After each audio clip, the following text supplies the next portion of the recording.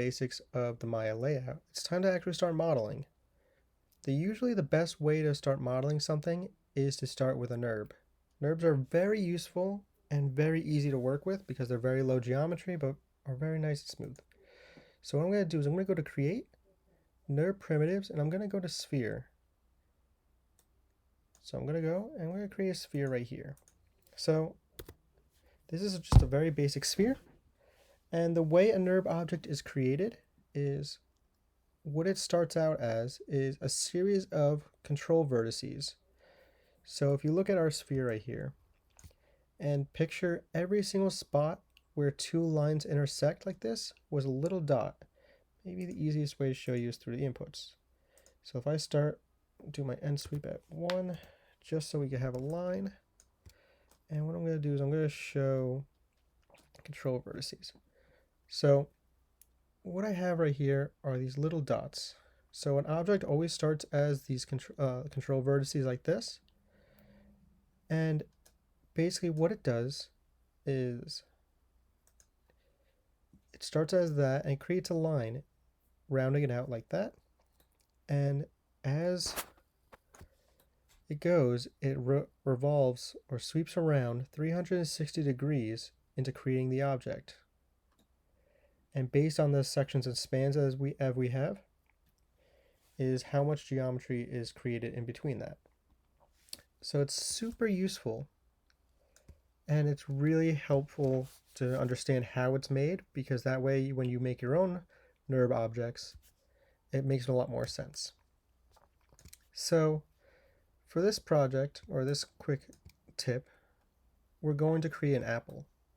So an apple is extremely easy to do, and it pretty much goes through all the tools that you'll ever need to use when it comes to creating and working with NURBs. So the first thing I want to do is I want to understand how an apple is made, or what it looks like, or anything like that. And usually it's good to start with a low amount of geometry and work our way up. But in this case, I'm going to start with, let's say, keep the sections as 8. Let's see how spans of 6 looks. Spans of 6 looks pretty good. I think I actually might keep 4. 4 should get things going just fine. So what we're going to do is we're going to start working with this sphere and turn it into an apple. It might look more of a cartoony apple, or we go more of a natural look. It really is up to you. So the first thing I'm going to do is I'm going to right click on my mouse while I'm on the object, and we're going to see a bunch of different tools right here. So what this is it's showing us all the different ways we can look at this one object. So we have object mode, which you're already used to. It's just how the object is itself. We have control vertex, which I showed before, which is basically all the little dots where all these lines meet. We have surface patch and surface point and surface UV, which we're not going to really use too much. Same thing goes for isoparm. The main ones you're going to want to work with are object mode, control vertex, and hull. So control vertex, I could basically select one of these little dots, and I can use the move tool and move them around however I like, or use the arrows as you should, and it will move control vertex. I could also do a drag selection, so just drag a box over a certain amount of them, and we can move multiple ones at once. The one useful thing about control vertices is when you click on one, it will give you a bit of a grid around your object, showing as far as it can affect the rest of the object. So as I move this, it will stretch out different parts of the object, but it will never affect the area that's not in the grid. So in different ways we'll be using different tools. The hull mode will basically give you this weird wireframe around the whole object. It would basically take all of those control vertices and give a straight line attaching each one of them. They are extremely useful if you want to do a whole edge and modify them all at once. So if I want to do something like that and move it around, or if I want to use the scale tool on it, we could use that, and it goes everywhere evenly. So we can do a lot of really cool things. So let's just go back to our regular sphere. And now we want to go for an apple. So really the best way of doing this, since our geometry is already prepped really well for an apple, is I like to start at the bottom. So I'm going to hold Alt, left mouse click, and rotate to the bottom. And what I'm going to do is I'm going to click on Control Vertex. So the first thing I want to make is the feet. So the feet of the apple, it's going to be very simple. I'm just going to click on and get to a better angle so you can see. I'm going to click on one of these bottom vertices right here. The way to see it is we'll see all the ones right there. We'll see this ring of them. And I'm going to go the next ring out and click on one of these vertices. The next thing I'm going to do is I'm going to follow that curve. I'm going to skip this one right here, and I'm going to click this one. I'm going to skip this one, click on this one, skip this one, and click on this one. The reason why I selected all four of those is those are going to become the feet. So if I switch to my move tool, we're pressing W, I'm going to click on the Y-axis arrow and just bring them down. Just like that. Now from the look of this, I think I might actually want to give more geometry. The reason for that is I'll have a lot more control in the middle area, so what I'm going to do is I'm going to just undo that real quick. I'm going to go back over here, so let's go back to object mode, select it. I'm going to go back to my inputs, and I'm going to change the spans to, let's go for 6. Yeah, that'll look a little bit better. So I'm going to go back to Control Vertex, and I'm going to do the exact same thing. So I'm going to click one, skip, and get those 4. Next thing I'm going to do is I'm going to switch to my move tool. I'm going to bring it on down. That looks a lot better. So usually I'm just going to eyeball it to a point where I feel like it's long enough for the feet of the apple. That looks pretty good right there. So next thing I'm going to work on is the body. So the body is going to be very simple. I'm going to actually use hull because I want everything to work out evenly. So because of that, I'm going to use a scale tool. And I'm going to use the center scale tool just to kind of really go in and work my way up through the apple, shape it however I feel would look best for this apple. So I'm just going to go like that. That looks pretty good. I think I'm going to go for more of a cartoony style apple, so it's a little more spherical. But if you want yours more elongated or give it little blemishes, you could always do that yourself. So the next thing I'm going to do is I'm going to build the top bumps on the apple.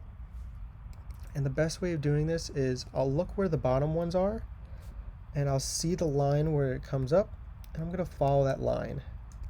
And I'm going to use that to select my first vertex. So I know on the bottom we went for this ring. We're going to go one more ring out just because we'll get a bigger grasp on it. And I'm going to do the exact same thing as I did with the bottom. So I'm just going to select one, skip, select, skip, and select. So I have 4 selected again. I'm going to press W to switch to my move tool, and I'm going to raise them up just like that. If I want, I can use my scale tool, use the center scale, and just bring them out a bit. That'll give it a little bit more detail, a little more character in the apple. So that looks really great right now. And I know it looks a little bit like a tooth, so this is a great way to make a tooth as well. But we want to start making the whole apple. The next thing we're going to do is we're going to create that little divot in the bottom for our stem. And normally you'd think, oh, I could just click on one of these vertices and move them down and I'll create it. It doesn't work that way. The reason for that is if I look very close, all right here is a cluster of 8 little vertices all smack dab together. So what I'm going to want to do is I want to go to Hull, and I want to select that center area. It's a really tough one to select. As you can see, it's selected this line going all the way down vertically. So I'm just going to keep trying until I get a good spot that we see this pop up. Now that's the one we want. And what we'll do is I'm just going to take my move tool. So I'm already on my move tool. Y-axis, bring it down just like that. You don't have to go too far. Whatever you feel looks best. That should be good for me. And the next thing I'm going to do while I'm on the hole, I'm going to go click on this one. I'm going to bring that down as well. That'll just kind of make it a nice softer transition to that divot. And at this point, the actual apple itself is pretty much done. Looks really good. So next thing we're going to do is we're going to make a stem. So what I'm going to do is I'm going to select my apple and I'm going to move it away from the center axis. The reason I'm doing that is because whenever we create a new object, it always spawns on this center axis. So if I create a new object, it would end up being inside the apple and make it a little more difficult to select anyway. So I'm just going to move my apple to the side. What I'm going to do is I'm going to go to create NURB primitives, and I'm actually going to create a cylinder for the stem. Before I create the cylinder, I'm actually going to go to this little tiny square right here, and I'm going to click that. That's going to be called the option box. And what it is it basically gives us all the options of how our cylinder is made, or any of our objects are made, before we actually make them. This way we can change different things. We don't really need to change anything up here because we do want it to look like a cylinder, but down here where it says caps, I do want it to have a top and a bottom cap, so I'm just going to click on both and make sure that's selected. And I'm going to want to increase the number of spans to, let's say, 4. I'm going to keep the number of sections at 8 because that's a pretty good round number. And I'm going to hit create. So now I have my cylinder, and it doesn't really look that stem shape just yet, so we're going to edit that. So I'm going to click on my scale tool, or I could hit R on my keyboard, and I'm going to use the center scale tool, that yellow cube, and bring it really far down to scale it downwards. The reason why I'm doing that is we want to get the thickness of the stem itself first, and then we'll get the length of it. So after I scale it down, let's go a little bit bigger. I'm going to use the y-axis scale, and I'm just going to scale it up. It might take a few tries to get a decent length, but there we go. So we now have a stem, but stems are usually kind of curved. And that's one of the main reasons why we added extra geometry. So that's why I have my span set to 4. Is because we need that extra geometry to really shape out this cylinder. So if I'm going to change it to 1 just to give you a better look. So if I went to control vertex, and let's just say I selected these and move them, it doesn't really look that good. It looks kind of jagged. It doesn't really look that smooth. So what I'm going to do is I'm going to go back. I'm going to change my spans back to 4. And if I go to control vertices, you see how I have a lot more geometry here. You might not see it in the object mode, but it's there. And now if I select these and move them, it's a lot smoother. It's a nice smoother transition. It'll give us a lot better feel for the apple, and we can always go in and change it however we want. So in this case, I'm going to actually rotate this a bit, give it a nice little bend like that. Since we are going for a cartoony style apple, this looks like it'll be perfect, but we could always just change it however you want. You get really crazy with how you create your stem. But that's pretty much all we need to do with our stem. And what I'm going to do is I'm going to use the move tool. I'm just going to move it. So right now it's inside my apple. I'm going to raise it above it. I'm just going to kind of position it with our apple. So I might have made it a little too big, so I'm just going to scale it down a bit. That looks pretty good, centered for the most part. That looks nice. So we're almost done with our apple. We just have a couple more things one more thing to make and a couple other steps. So the next thing we're going to do is we're going to create a leaf. So a leaf is a little weird to work with, but using it will help you understand how to work with these type of shapes. So I'm going to go to create NURB primitives, and I'm going to create a plane. I'm also going to go through the option box, and what I'm going to do is I'm going to make sure for U patches I'm going to change that to 4, and V patches I'm going to change that to 4 as well. I'm going to hit create, and we now have this nice square that's going to become our leaf. It's super thin, but it will work for what we need. Now what I like to do is I'll tap on the space bar, and I'm going to look at it from the top view. Looking at it from the top view is going to make things a lot easier to select. And what I'm going to do is I'm going to go in, I'm going to go to control vertex, and we're going to start working with this to make it into a leaf. So we're going to start with the right side, and I'm going to make sure I'm in control vertex. I'm going to select all these little dots on one side except the corners. And the reason I'm not selecting the corners is because I kind of want that area to stay as it is. And I'm just going to use the x-axis and drag them out a little bit. That's going to start giving us a bit of a curve to our leaf. I'm going to do the exact same thing. I'm going to select these three now, and I'm going to count those two as the corners. I'm going to bring it out a bit. And lastly, I'm going to do the one right there. So we now have this nice curved leaf shape. We're going to do the exact same thing on the other side.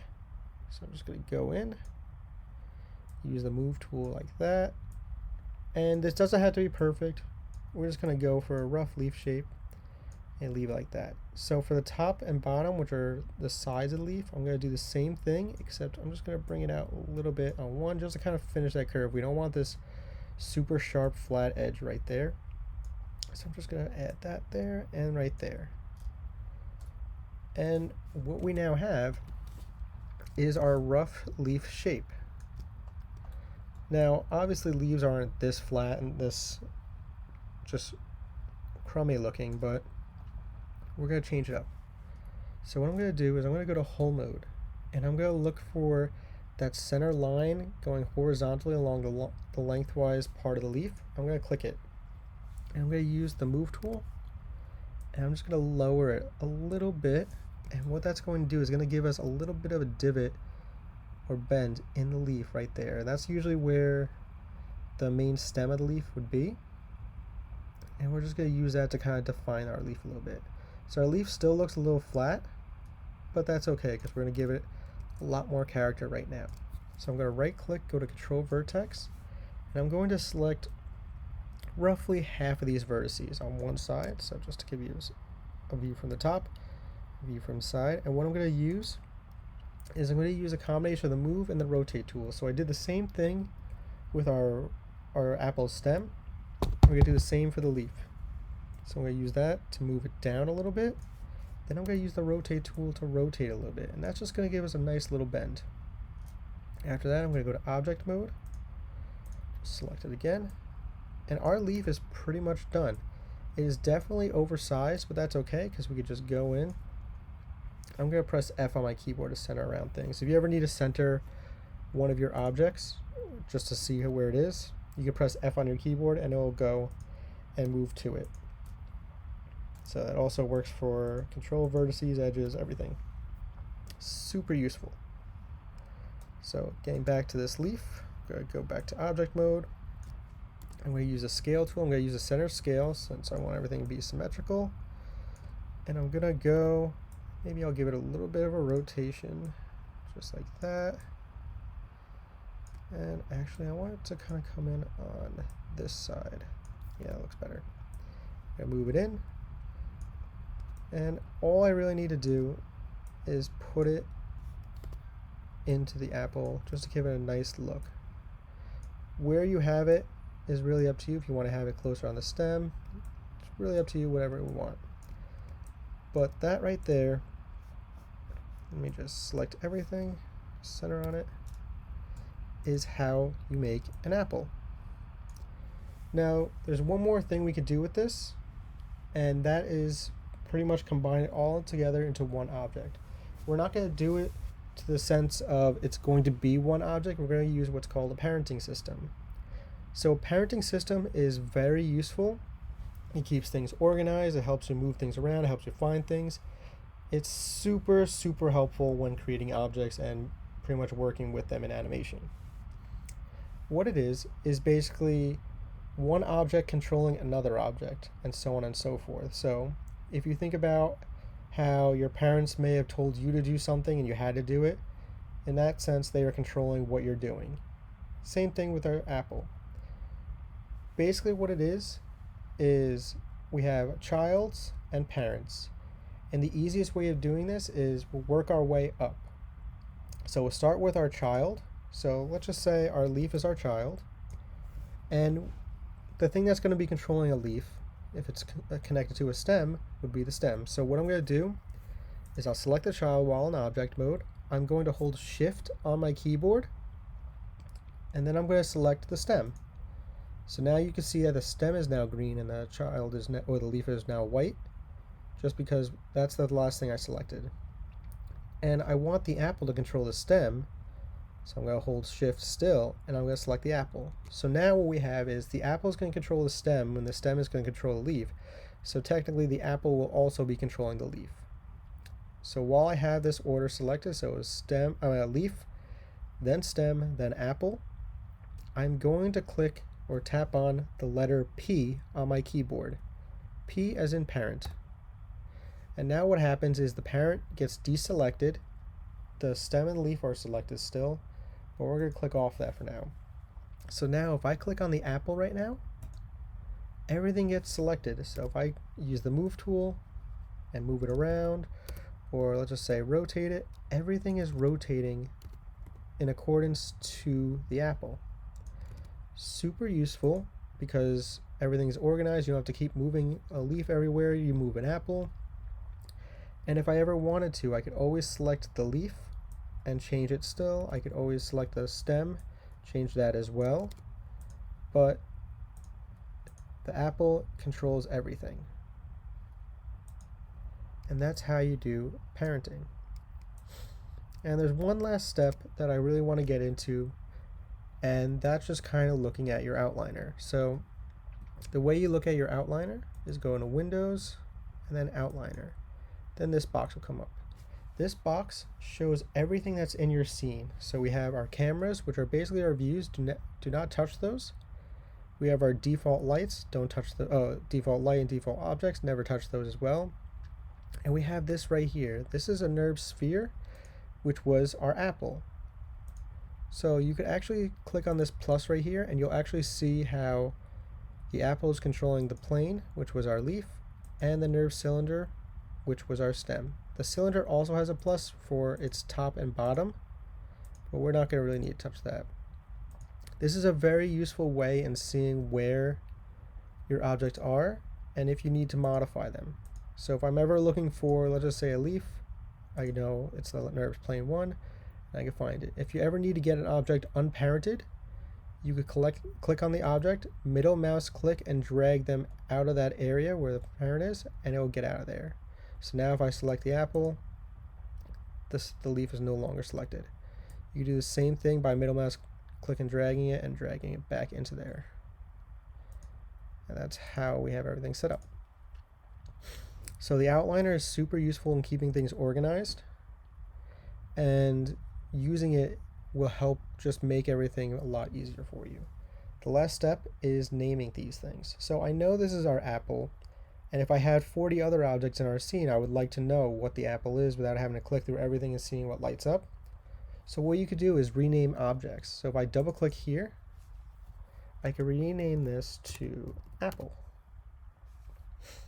And then I know this is my stem, so it's going to be my stem, and this is my plane, so that I'm going to name my leaf.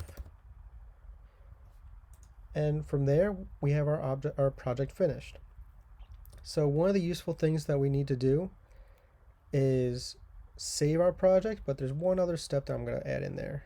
So if I go, you should really do this step before you do everything, but we can do it right now. I'm going to go to File, Set Project, and I'm going to set this project to my desktop. I'm just going to hit Set, and then Create Default Workspace. Usually if you have a folder already prepped for your project, you would have it go to that folder. But in my case, since I just had it going to my desktop, I'm just going to set it to my desktop. Now, what setting the project does is it'll create a file on your desktop called Workspace. And that basically just saves all your settings for your project. So if you have a bunch of different projects that use different settings, it'll keep it all organized for you. It also tells you where all the other objects are in your project. So if let's just say I had textures or pictures or reference photos in a folder, it will know exactly where those textures or pictures or image files would be located to add them back in. And that way, if we ever had to move computers or switch to a different thing or put them online, everything's all neat and organized. So the last thing we're going to do is I'm going to go to File, Save Scene As. It's already going to go to my desktop since I already saved it. I'm going to name this Apple.